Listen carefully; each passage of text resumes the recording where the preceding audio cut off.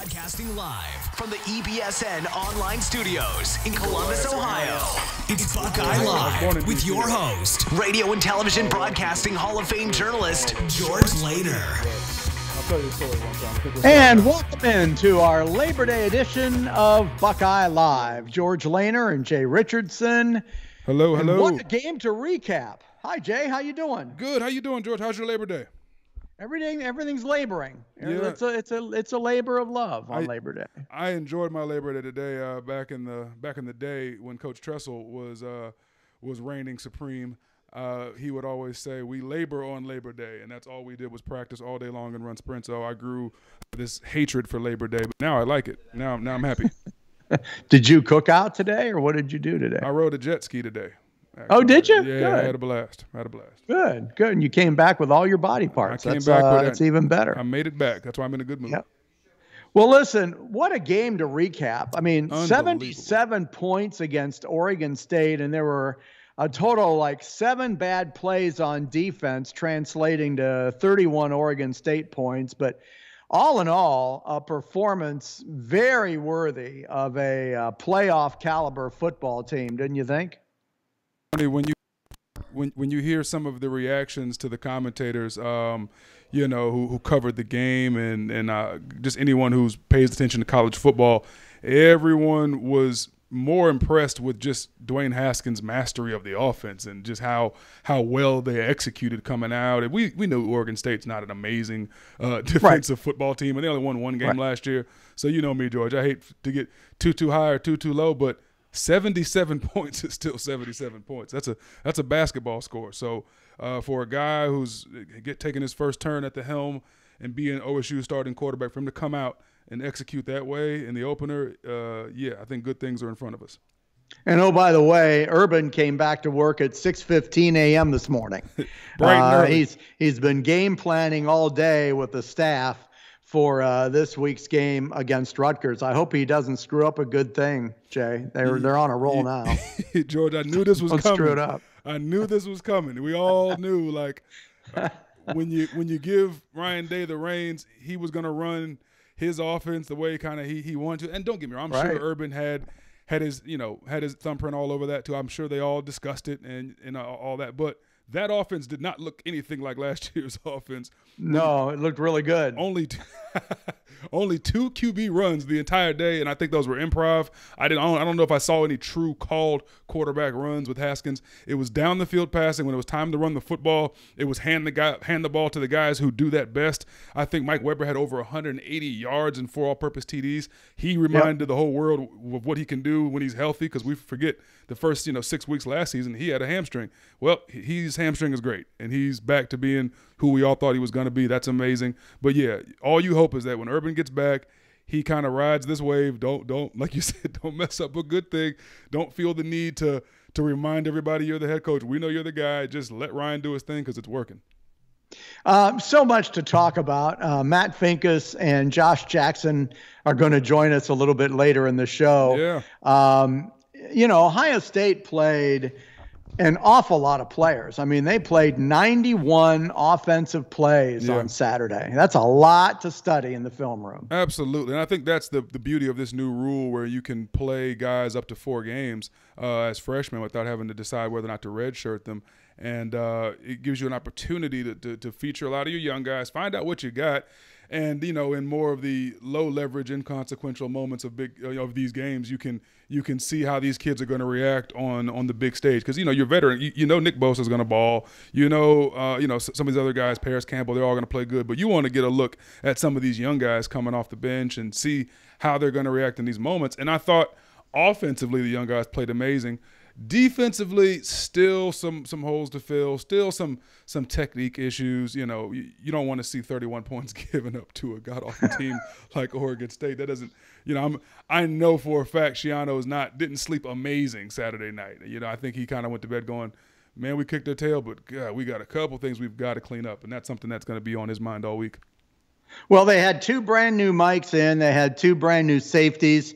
They are hoping that Jordan Fuller comes back at safety this week. Huge loss. Dante Booker and Justin Hilliard, hopefully will come back at the linebacker spots. But, how concerned are you? I mean, it looked like they were just a couple of mental mistakes on defense. Well, here's a couple things happened. One, poor angles. Just a couple of bad angles, a couple of bad fits at the point of contact in the hole where, linebacker should have been scraping over top and instead he came underneath, back pops it loose and takes off. And let's also, keep in mind that running back for Oregon State is no joke. That kid will play on Sundays.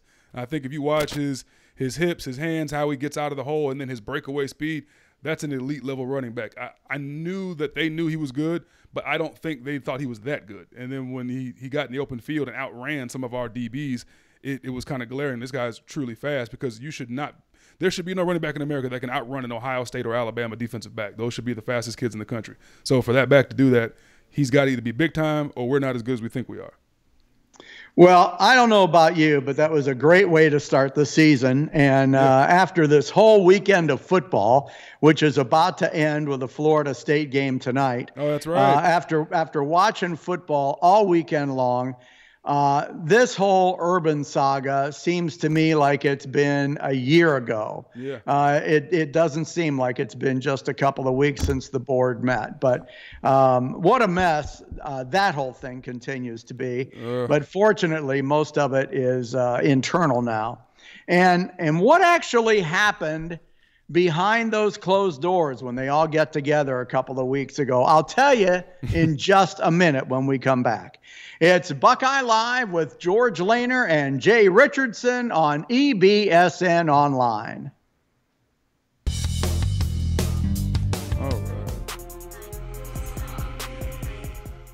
The Rivalry, a historic showdown between two great teams and two passionate fan bases. This season, join Germain Honda of Dublin and Germain Honda of Ann Arbor as we relive the greatest moments in the history of the game, with special offers for listeners.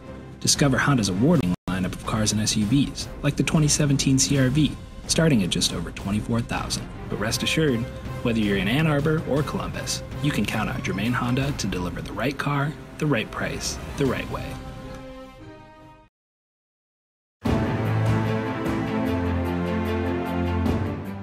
It really is the difference between winning and losing, being able to get your hands inside, defeat blockers, and it works at all positions and all skill levels.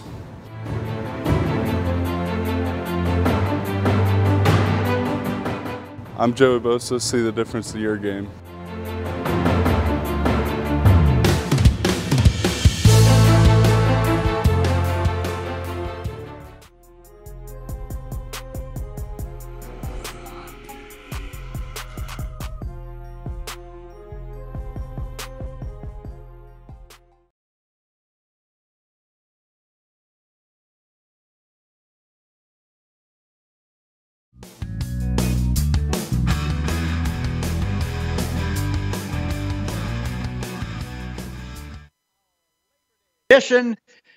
Jay Richardson is here, and coming up later in the hour, former Buckeyes Matt Finkus and Josh Jackson. So, yes, it's been about 2 weeks since it hit the fan between the president of the university, the board of trustees, and the athletic football staff. We heard a lot of rumors about Drake wanting suspensions, Drake wanting Urban fired, and so on and so forth. Yep.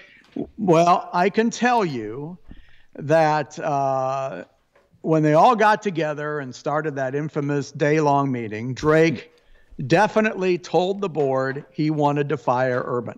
Oh, wow. The board said absolutely not. They would not settle for that. So the debating began. We have the results of the captain. And Drake realized at some point that he was not going to win his argument to have Urban fired. So Drake said he would go for a 5-game suspension. President. Fired? We wanted a firing, and then when he couldn't get that, his next tier was 5 games. Wow. So there was more arguing and debating, and Drake realized at some point he wasn't going to win that, and he tried to persuade the board to agree to a 4-game suspension. and ultimately settled for the 3-game suspension. And late in the afternoon, Urban and Drake went at each other. And I'm told that's when somebody called Gene Smith and said, you'd better get down here pretty quick because this is really continuing to spiral out of control. Wow. And that's when Gene Smith and his wife arrived about 5 o'clock that afternoon. And everything moved pretty quickly after that. It was pretty quickly resolved. You'll remember Trustee Abigail Wexner left about 6:30, and all that was left from that point on was typing out all the statements for everyone to read. I'm told Abigail Wexner and that woman that did the investigation, I can't remember her name, but they were really the stars of the day. Really? Yeah, they really were. And everybody was really impressed by Abigail Wexner. She's the whole package. Oh, and absolutely. She was all in for supporting Urban Meyer. There were two very distinct factions at work. One side that didn't think Urban really deserved any punishment, and then Drake and 2 or 3 supporters on the board that thought he should be fired. And one of those supporters quit last week and did that not so flattering article with the New York Times that resulted in Urban issuing yet another statement last Friday, which was right before the season opener. You'll remember the comments he issued last Friday afternoon, which was probably the worst PR advice I can think of giving anybody. But so there you go, Jay. And Wow. That's why I asked last week and continue to wonder, will Urban still be at Ohio State next season? Wow, that's a lot. So a lot of that I did not know. One, I knew Drake wasn't on Urban's side, but I didn't know he wanted him fired initially. And I guess, having that pushback from the board, thank God for a board, and thank God for Ms. Wexner, who I've met on a number of occasions, and she's very impressive, super sharp. But I just don't know, there's going to be a lot of tension, obviously, between all the powers that be now moving forward. Right.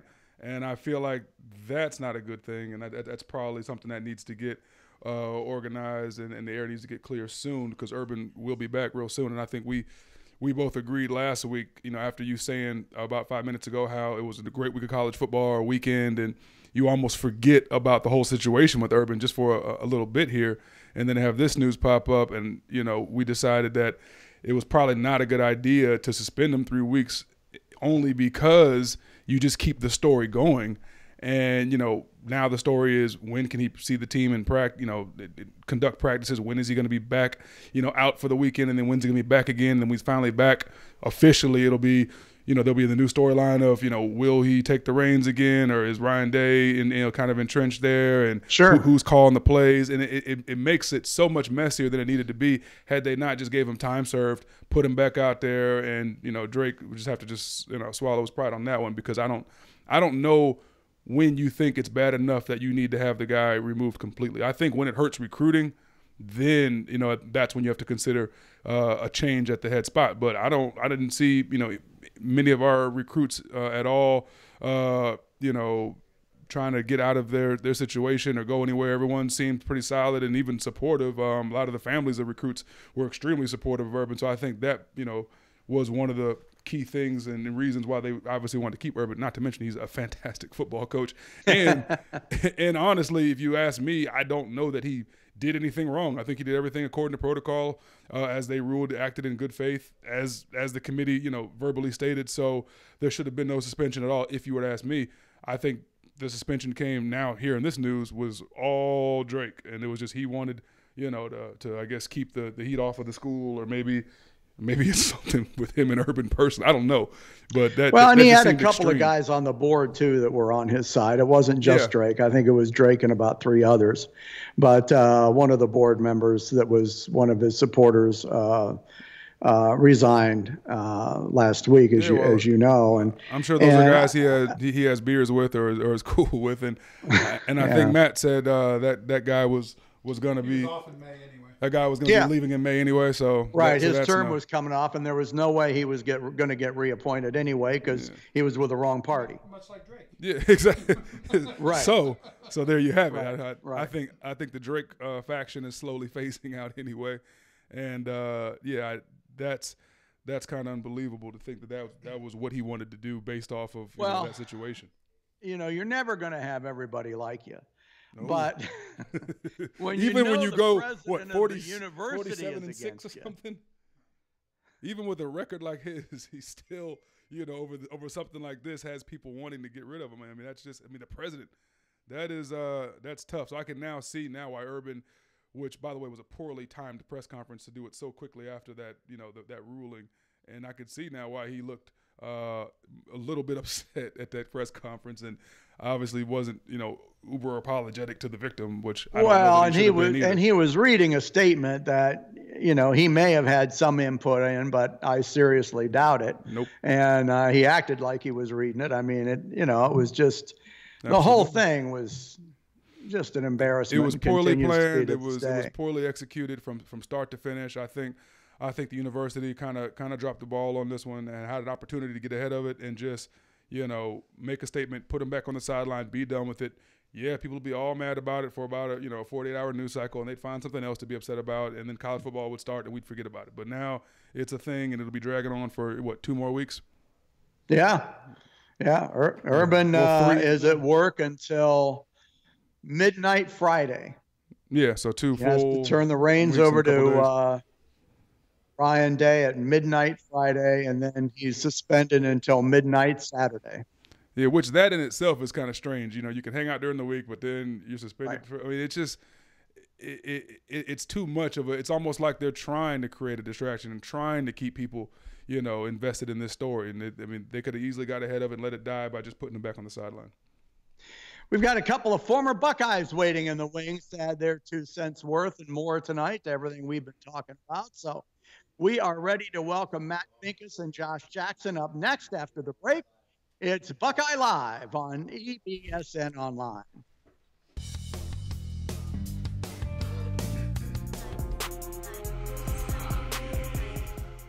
The Rivalry, a historic showdown between 2 great teams and 2 passionate fan bases. This season, join Germain Honda of Dublin and Germain Honda of Ann Arbor as we relive the greatest moments in the history of the game, with special offers for listeners. Discover Honda's award-winning lineup of cars and SUVs, like the 2017 CR-V, starting at just over $24,000. But rest assured, whether you're in Ann Arbor or Columbus, you can count on Germain Honda to deliver the right car, the right price, the right way.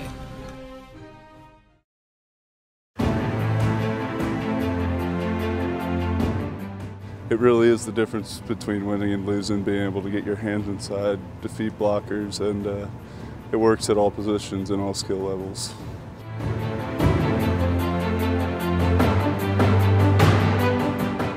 I'm Joey Bosa. See the difference to your game.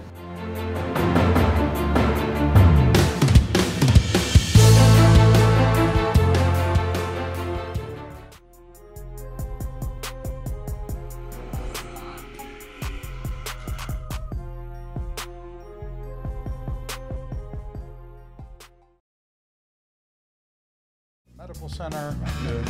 He's just great. And we are back on Buckeye Live. Week number 1 in the books with a big Buckeye win. Ohio State opens Big Ten play Saturday, hosting Rutgers, 3:30 kickoff. It'll be televised on the Big Ten Network. And it's my privilege now to welcome in a couple of friends and former Buckeyes to join us tonight, Matt Pincus and Josh Jackson. Matt has been pretty involved with us for the last couple of years and also works alongside Jay on Channel 6 Buckeye coverage in Columbus. Jay works alongside me on Channel 6. Let's get that straight. George, you said it right the first time. You nailed it. And Josh is one of the Central Ohio leaders in AdvoCare, and he's done some work with some high school football recruiting and some other things, and both stay pretty involved in the Buckeye football program. So, Matt, when we came back from the break, your mic was hot, and we great. Heard a little bit of what you were saying. Yeah, Matt's a pro. And of course, here's the other thing. You are employed by the university. I am, yes. And if you feel uncomfortable at any point tonight and not talking about something, that's fine. But sure. I will echo what you said coming out of the break that I heard, and that's exactly right. It's not just the athletic program. Dr. Drake has come in less than favorable repute with a lot of people because of what's been going on elsewhere around the university, not just the athletic program. So it's been kind of a yeah. I mean, it's been a rough presidency, especially these last, I think, couple of years, and that's not just. I mean, that's public knowledge. I think if you look at what's been going on. With the medical center, obviously, Dr. Caligiuri leaving on less than favorable terms. The letter that was sent by the dean of a number of colleges and a number of department heads to the Columbus Dispatch, all those things. It's been rocky. I mean, it's been rough for President Drake, and I don't think that's news to anyone. So, this coming out is just a kind of another, I don't know how it's going to play out exactly. Obviously, I mean, he's going to be the president at least until 2021. That's when his contract is. But aside from that, it's been rocky for President Drake, and how does he manage that? How does he align with that? I think that it's always tough. I mean, not just for presidents of the university. I mean, you look back at Coach Cooper. I mean, Ohio State is an Ohio-based thing, and it's very Midwestern and Midwestern values. And when you bring someone from outside in, it's tough for them. I mean, I think you go back to Coach Cooper, coming from Arizona State and Tennessee and Tulsa, didn't understand the culture of Ohio State necessarily. I mean, this is something that he readily admits when he got here. He didn't grasp what it was like to, what it meant to be a Buckeye, what Ohio State meant to the city, to the state. And, possibly Dr. Drake was in that same situation. I think that you look at this from the outside in, and it's difficult for a lot of people to understand exactly what Ohio State is and how it functions and what the culture is here. Josh, what are your thoughts on this whole thing? I mean, obviously, if the president of Advocare wanted you fired, it would be difficult for you to continue with everything you're doing. But just overall, I mean, this is a pretty embarrassing deal for the university. George, how are you doing, by the way? I'm doing well. Good. It's good to talk to you. I think I'm in the same camp as Finkus and Jay here as a former player. It's nothing about this thing has been a good look for the university, and my short 2 cents on it was very simply that, is if Urban was guilty of things that they were saying he did, then he needed to be gone. If he was not, they needed to put him back to work and put this behind us and get moving forward and not to minimize all the things that have been done. And my heart goes out to the family, especially the children and all involved. We all can agree on that. But boy, it wasn't a good look, I think, from a national perspective and certainly from a former player perspective. And I hope we get this thing under control and moving forward. Now, I want to talk a lot about the game and football tonight, believe it or not. But but Finka started it with that little open mic thing. Awesome. So I want to continue it just for a second. What about the other players involved in all this? Gene Smith, the university president. I mean, how are they going to be able to survive this saga, I guess, for lack of a better word, Matt? Well, I think, the positive thing for everyone is, in today's culture, the news cycle is about 24 to 72 hours. And that's where I think Ohio State made a huge error in not reinstating Urban immediately. You can fine him $1 million or whatever you want to fine him, but reinstate him immediately. Weather the public media storm, and it was going to be stiff. I mean, I was doing national radio shows and television shows the week leading up to that, and people outside Columbus just did not know the facts of the matter. And it was sad and it was scary. I mean, from CBS radio to ESPN radio, I mean, I was on a number of shows and guys would ask me questions that were just totally based on false accusations. So Ohio State was going to have to deal with that. No getting around any of that. But that's going to happen no matter what. So if they would have handled this properly, reinstated him immediately, had him pay a fine, put him back to work, all this, we would not be talking about this today. It would be done and over with. Nope. It would be, hey, Joe Burrow played great last night against Miami. Right. And how about that Michigan Notre Dame game? And unbelievable that Tom Herman lost to Maryland too. I mean, there's a million storylines that would have overtaken this. Now, next week, I mean, when we kick off against Rutgers, it's going to be a story. They're going to mention Urban Meyer not being on the sidelines. And TCU, they're going to mention Urban Meyer not being on the sidelines and bring it all back up. I guarantee you Game Day is going to run a package the next 2 weeks. Then when he comes back, we're going to relive this whole saga again the entire week that Urban Meyer is back and going to be on the sidelines against Tulane. So I think from a university perspective, they handled this poorly, just not – I don't know whether they don't gauge the social climate of today or not in their response. But then when you look at Gene Smith, I think he's in the same boat as Urban, basically. I mean, did you report things the way you were supposed to? Yes. Did you think Zach Smith should have been fired, but Urban didn't? And I mean, you can have that discussion all day at night. There's a slippery slope there when you're going to fire someone without cause. And there's a huge difference there. Did Urban Meyer have a reason to fire him? Sure, he could have. Did he have a mandate to fire him? No, he didn't. And that's that fine line, especially when you're dealing with a state institution, that you have to consider. So, are you questioning a coach's judgment to the point where you're going to suspend him 3 games because he didn't fire a guy that you thought he should have? That's a slippery slope to go down for any university. And then again, Dr. Drake, I think, you're going to look at this and see how he comes out. Obviously, he's not a very popular guy because, I mean, those doors that are closed for those board meetings are never really closed. I mean, you get the information. I had information. Everyone had information of what was going on in that boardroom and those meeting rooms all day long there. And it's always going to come out. So, you've got to be able to weather that. So Dr. Drake is probably not going to be a very popular guy here in Columbus, because Buckeye fans are going to remember this. And right or wrong, whether he believed in his stance, and I respect him for believing in his stance and taking a stance if that's what he thought was the right thing to do. But, that's going to be a thing that he's going to have to weather. Those are going to be questions that he's going to have to answer when he's out in public probably.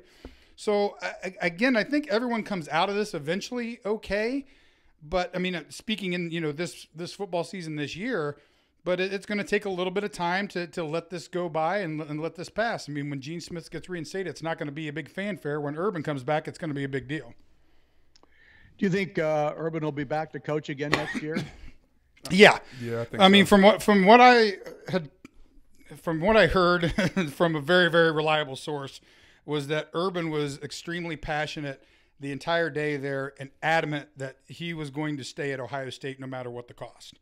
And I don't think he's going to fight that fight on that day just to leave a year later. I mean, I believe this is where he wants to be. I think he wants to, spend the rest of his career here, maybe retire and go into the broadcasting at some point, but I don't think he's looking to coach anywhere else except Ohio State. Josh, what do you think? I would ditto that. I think the same, George. I don't think that he would have gone through what he's gone through there with all of that to then I think pick up and go coach elsewhere. I think this is the destination place. I think this is where he wants to finish it off, and certainly I hope that is the case for him. Well, guys, I was watching Ryan Day and Greg Schiano in today's media conferences, and after Saturday's game and seeing how the team played, I am more and more impressed by the talent on this Ohio State coaching staff. I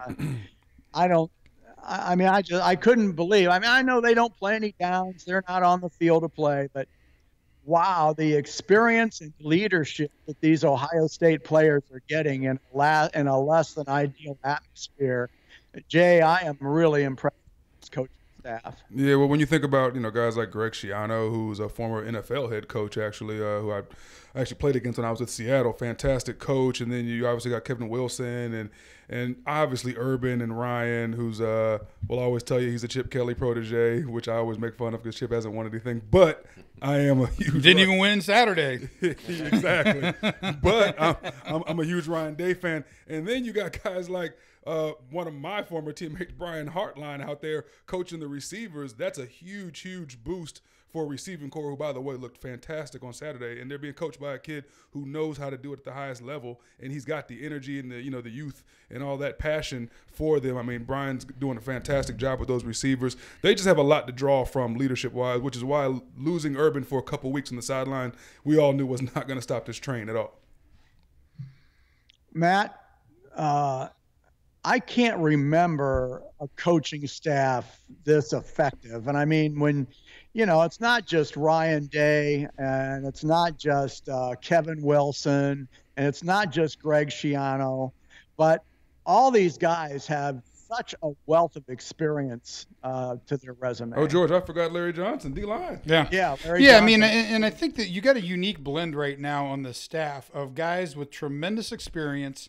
And even though those guys have a ton of experience, there's a lot of drive there because they're looking to move up eventually. I mean, guys like Schiano, who's been around, head coach at Rutgers, head coach at Tampa Bay. He kind of sat out there while Tampa Bay was still paying him, but was around the program here at Ohio State the entire time. He's looking obviously to get another head coaching job. Tennessee was dumb to let him go, but I mean, he'll get another head coaching job next year. I mean, just linebackers. I mean, Billy Davis. Billy Davis was my coach at Carolina when I got drafted. He's been in the NFL for 20 years. Yeah. You don't spend 20 years coaching in the NFL by accident. I mean, those aren't jobs that like Nick Siciliano gets. I mean, those are real legit. I mean, you got to be a coach to coach in the NFL for 20 years. I mean, and again, like Jay said, Larry Johnson, who's been around college football for 25 plus years.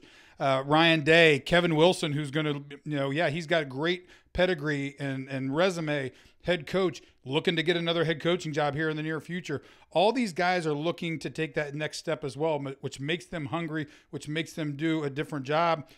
It's not the kind of coaching staff that maybe you saw with, a ton of experience on kind of maybe like a Penn State team of the 90s who had coaches that had been there for 20, 30 years, but they weren't going anywhere. I mean, they were there. They were just going to be there, and they were going to be – I mean, these guys are coming here to move on to the next level. And, yes, they've got a ton of experience, and they can impart that upon the team, but they're also very hungry, and that's a big difference. Urban was back at 6:15 a.m. today. He's running the show till Saturday morning, well, Friday midnight technically, and then he turns it over to Ryan Day again until midnight Saturday.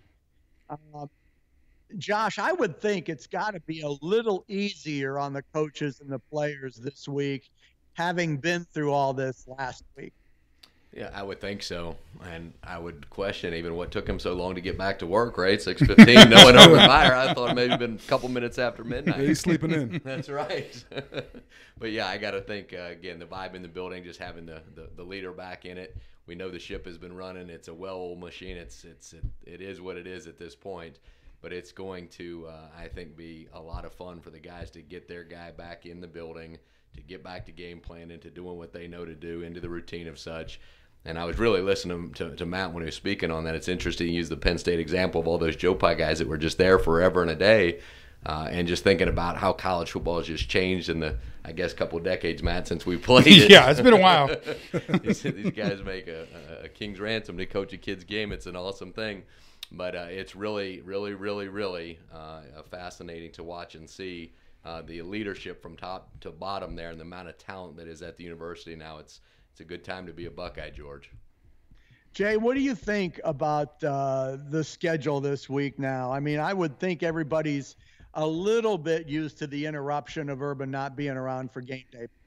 I think these kids are so focused, and I think Ryan's done such a good job of keeping everybody focused on the task that it's not even that big of a deal. He's going to come in, and that evening on Friday and say his, a couple words, and then he's going to head out. And I know he has to be gone until the following, Monday morning or however. Yeah, Saturday midnight. Oh, yeah. I mean, they practice Sunday morning, so he'll be back Sunday morning. So he'll be back Sunday morning. Okay, so it's one day. That time they'll be spent getting ready for the game plan and getting some sleep and then getting ready to go to battle. I don't think it's as huge of an issue as everyone thinks it is. I think people sometimes overestimate or underestimate, I suppose, how much time these guys spend with their position coach, especially on game day. On game day, I wasn't next to Coach Tressel. I was, with Jeb Haycock over on the defensive line, trying to figure out what the next call was, how to be more effective while we're out there. And it's you're not as as into who's, has the headset and who's over there. You're focused on your job. And I think these kids on game day can be focused on their job. And the fact that, Urban's there all week at practice it keeps everything business as usual. I don't think it'll be nearly the distraction people want it to be, it seems. Matt, what did you see defensively that needs to be remedied before Rutgers? I mean, 82%, Schiano said this today, 82% of Oregon State's production came on 7 plays. And, he looked at the fact that there's 2 brand new mics and there were 2 brand new safeties. And as Jay pointed out in the last segment, the angles weren't the sharpest. What are some of the things defensively that Schiano's going to have to really correct this week? Well, I think he's going to have to, maybe look at the calls and what he's doing. I mean, obviously Greg is an aggressive coach. When you're an aggressive coach and you're playing man and you're playing some tougher coverages and you're playing maybe a cover 4 even where the safeties are a little bit down in the box, you've got to be able as a safety, and this is just experience. And I think this is where a lot of this lack of experience comes in with the linebackers and the safeties. The linebackers have to trust what they see up front, that the defensive line is going to be where they're supposed to be and that they fit where they're supposed to be. You can't overrun a play and look to be making a play that the 3 technique should be making, and then that gets you out of position and there's a cutback and then it goes for 15, 20 yards or a touchdown. So that's just discipline and getting some experience in a live game situation where you kind of slow down your thought process. I mean, again, these guys have not been in that many live fire situations, and there's a level of trust that needs to be built there. And again, from the safety position, whether you're playing a cover 2 where you're 5 or 10 yards deeper than you would be in a man or cover 4 situation, you've got to adjust your angles. You got to make sure that you're hop stepping instead of coming down to the line, or there's just those small technique things that you're going to have to do to be able to adjust to the speed of a running back, or if he breaks through the line. So I didn't see anything that wasn't correctable. There wasn't schematic things that I saw that were, huge issues of, man, that kid just can't play that position and we're going to have to find someone there. We're going to have to change our defense. They were technique issues, and technique issues can always be remedied. They can always be fixed in practice. And Matt, that was we were discussing earlier. That was a good running back. That wasn't yeah, I mean, he's a good. I mean, you're going to see good running backs. That kid's a pretty good back. Yeah, I mean, you're going to see good running backs every week. But again, I think that it's just they're technique things. Yep. I didn't see a flaw schematically or guys that couldn't play the scheme or couldn't play the position that they were asked to be played. I think we have seen that sometimes in years past where, you're forcing a guy to play middle linebacker that probably should be an outside linebacker, or, forcing a guy to play that star or nickel position that should just be a cover corner who's not a great tackler, or a safety that, I mean, there's a ton of those examples if you go back 10, 15 years. I didn't see that. I saw just some technique. And technique can always be fixed, and you're going to make your biggest adjustments and your biggest improvements from week 1 to week 2. If we have those problems again in week 2, then you can start to worry like, hey, man, these guys, somebody needs to smack them upside the head and make sure they're getting their technique down. Also personnel, when you think about Booker, Fuller, Hilliard, these guys not playing, and then so many young guys getting reps. I think Chase Young in the post-game presser said the 2s and 3s got to come in and they got to play like they're 1s, and that was something that Schiano I know harps on. And I think when you're playing a lot of kids, because it's still early in the season, you want to see what you got, so you're tossing guys out there because you're up a bunch, and then big runs happen, big things break. Well, these kids got to just get their feet wet, get in there, and get used to coming in and playing under the big lights. And I think that's part of the adjustment. That's why sometimes they were a step off or the fits were off up front. And that's just part of the game. That's part of learning, early on. Well, I mean, it's consistency and continuity. I mean, those are the 2 biggest things that are going to make you a successful football team.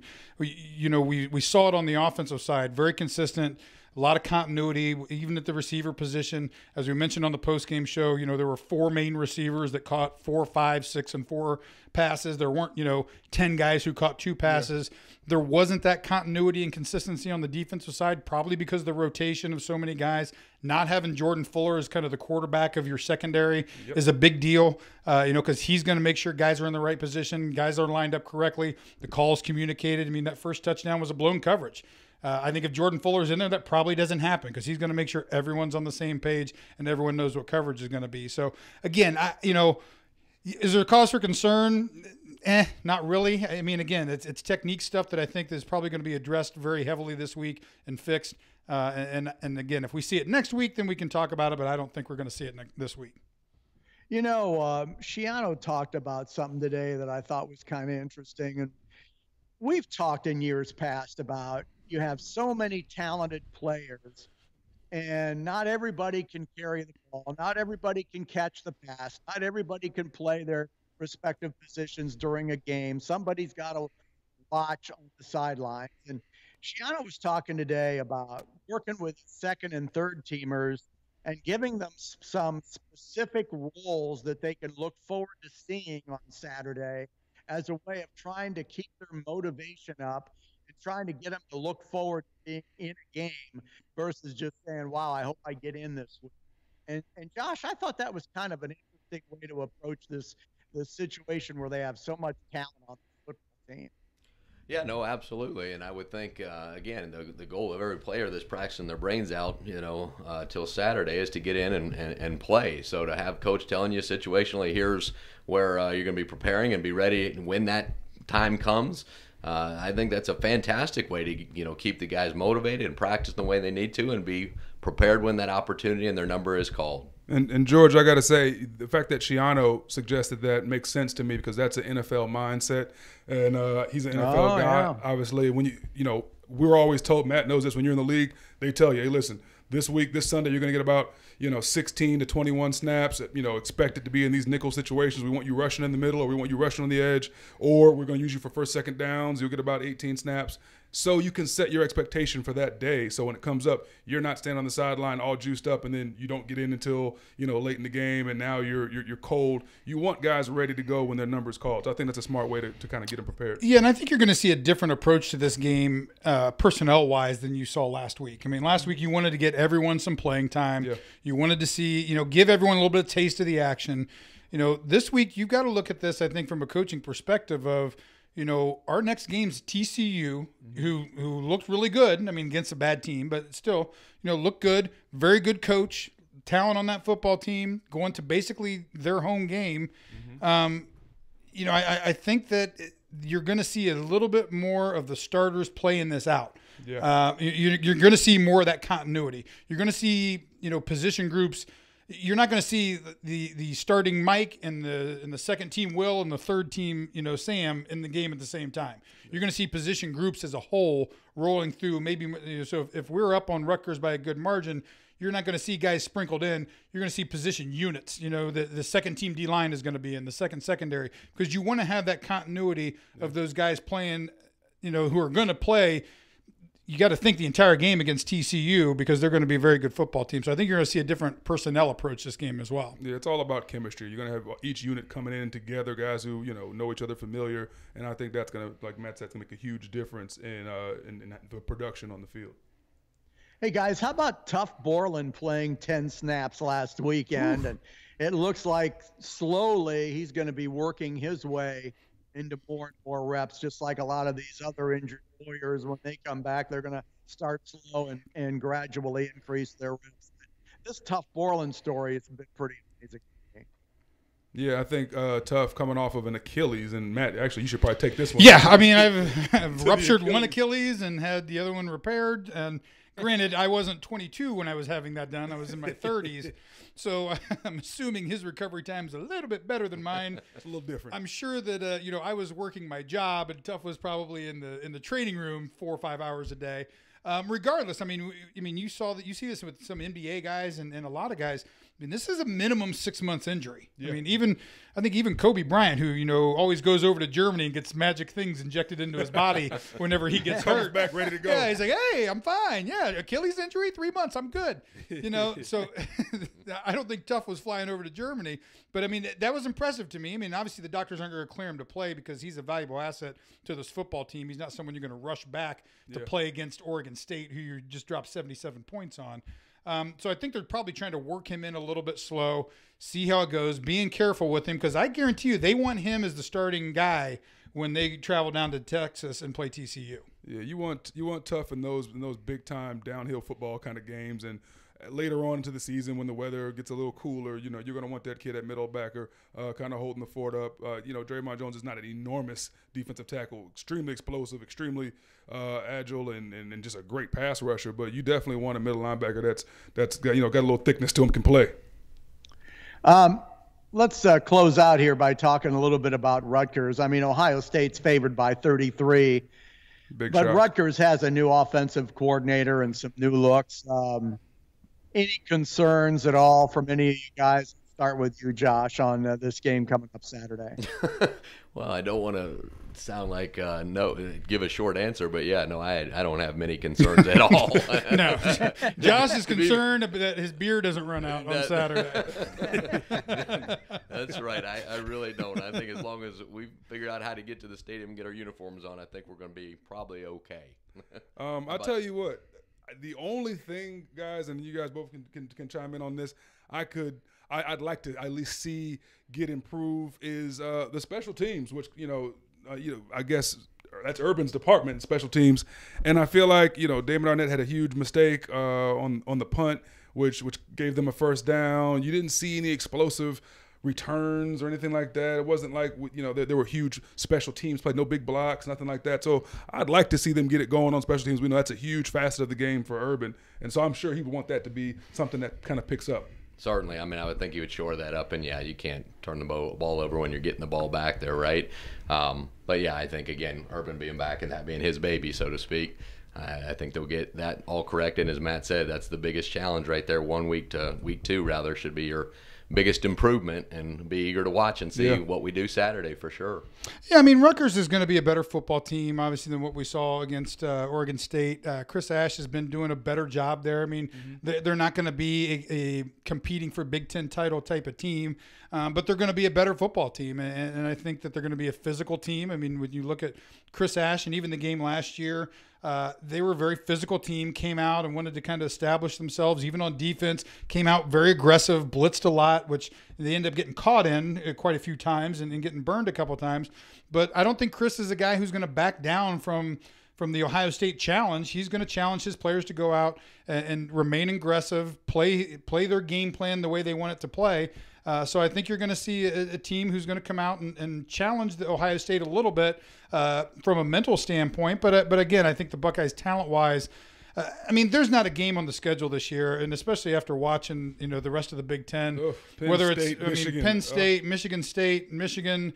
I mean, even Wisconsin. Wisconsin is the exact same team they were last year. They've got a big offensive line, a great running back, and a quarterback who couldn't hit water if he fell out of a boat.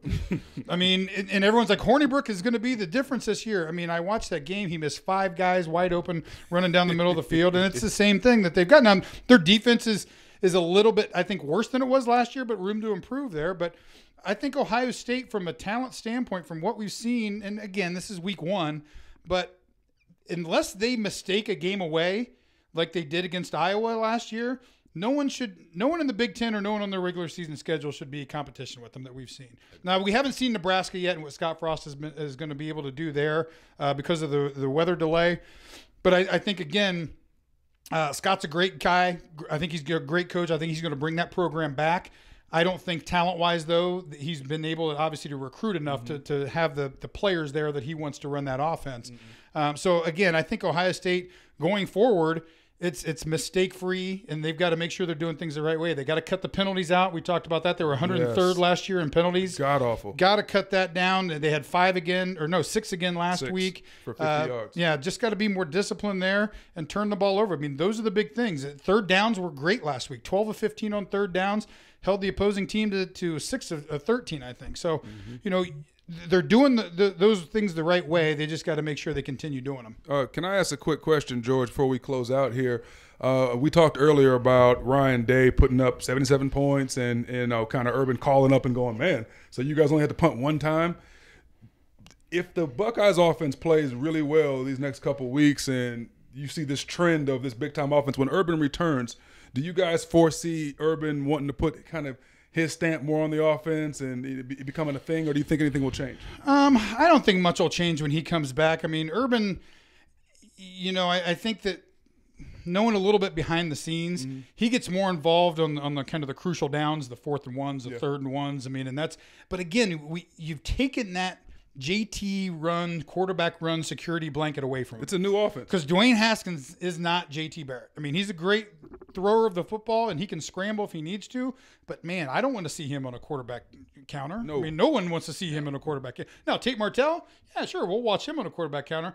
But you can't just put Tate Martell in because everyone knows he's not a very good passer. Exactly. So when he comes in, teams are going to be playing for that. So I don't think so. I think Urban, much like he did with the defense a couple of years ago when Luke really took over, I think he's getting to that point where he's like, man, these guys learning really to let his coaches coach. I think that, on the offensive side, which is harder for him to do because that's what he is. He's an offensive coach, so it's taken him a little bit longer.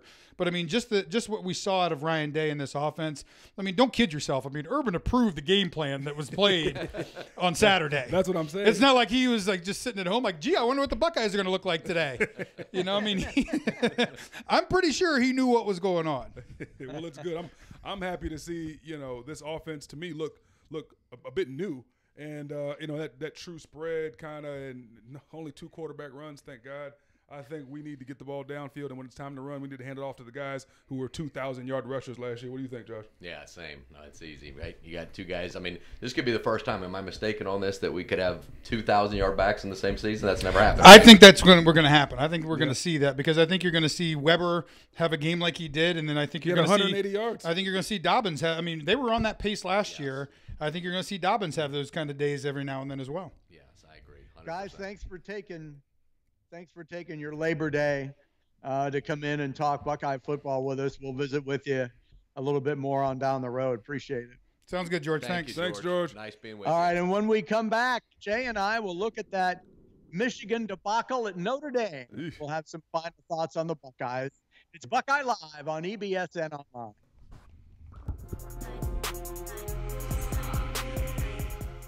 The Rivalry, a historic showdown between 2 great teams and 2 passionate fan bases. This season, join Germain Honda of Dublin and Germain Honda of Ann Arbor as we relive the greatest moments in the history of the game, with special offers for listeners. Discover Honda's award-winning lineup of cars and SUVs, like the 2017 CR-V, starting at just over $24,000. But rest assured, whether you're in Ann Arbor or Columbus, you can count on Germain Honda to deliver the right car, the right price, the right way.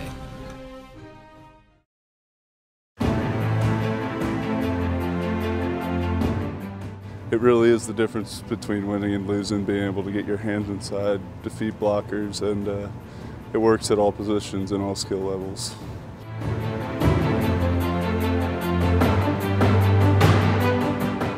I'm Joey Bosa. See the difference in your game.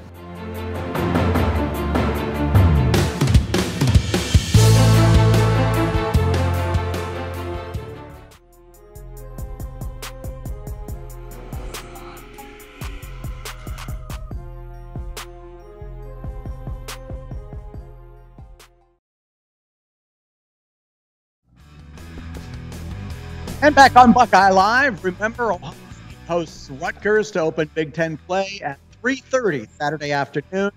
It'll be on the Big Ten Network. And Jay, there is plenty to improve on off of last week, especially on defense. But Ohio State doesn't have near the kind of issues that our friends to the north seem to have after that debacle at Notre Dame on Saturday. Yeah, Ohio State is light years ahead of where Michigan is right now, and I don't understand why it's so difficult for Michigan as far as, they recruit good athletes. It's not like they have bad athletes. They had a new quarterback who is a kid you can tell has a skill set. I mean, he's a talented kid. It's just they cannot seem to get it together. They can't seem to play consistently. They can't seem to not turn the ball over.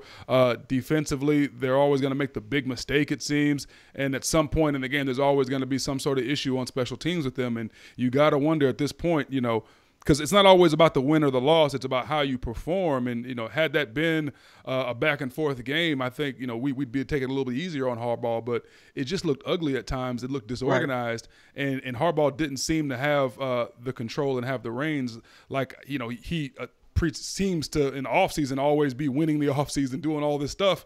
But then, the season comes, it's time to really play ball, and they just don't deliver. And I think that's bad for the entire conference. George, we don't like Michigan, but we still need them to be good so that when we kick the crap out of them, it means something. I know this is kind of getting embarrassing.